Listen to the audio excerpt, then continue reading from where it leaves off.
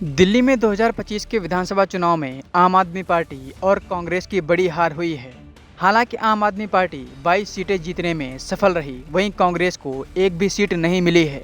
BJP ने 27 साल के बाद दिल्ली की सत्ता में दमदार तरीके से वापसी की है। बीजेपी ने दिल्ली चुनाव में 48 सीटें जीतकर इतिहास बनाया है। ऐसे में सवाल ये उठता है कि आम आदमी पार्टी की इतनी बड़ी हार कैसे हुई। क्या लोकसभा चुनाव की तरह दिल्ली इलेक्शन में भी आम आदमी पार्टी और कांग्रेस गठबंधन करती तो क्या इतनी बड़ी हार होती। दिल्ली के लगभग 15 सीटों पर कांग्रेस ने आम आदमी पार्टी को बड़ा नुकसान पहुंचाया है। सबसे बड़ा उदाहरण मनीष सिसोदिया का है।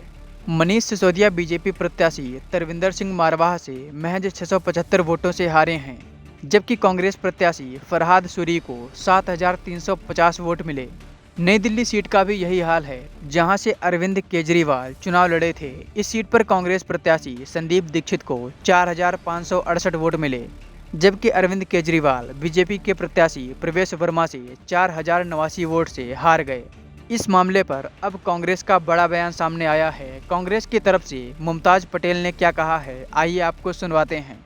सबसे पहला सवाल तो मैं पूछूंगी कि ये क्या कांग्रेस पार्टी की जिम्मेदारी है कि आम आदमी पार्टी को जिताएं। यही बात क्या आम आदमी पार्टी ने गुजरात में, हरियाणा में सोचा था क्या? हम देश की दूसरी सबसे बड़ी राष्ट्रीय दल हैं और हमारा पूरा हक बनता है कि हम चुनाव लड़ें। और इस वक्त दिल्ली में हमारे अस्तित्व का सवाल था और अगर हम गठबंधन करने जाते और आम आदमी पार्टी की सरकार बनती तो कांग्रेस पार्टी इसमें कहाँ रहती। ऐसा नहीं हुआ है कभी कि आम आदमी पार्टी ने कांग्रेस की मदद करी है।